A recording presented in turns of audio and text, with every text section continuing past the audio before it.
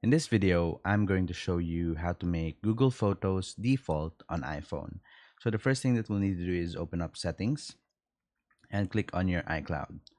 Now, once we've opened up iCloud, make sure that you click on Photos and click turn off syncing on iCloud.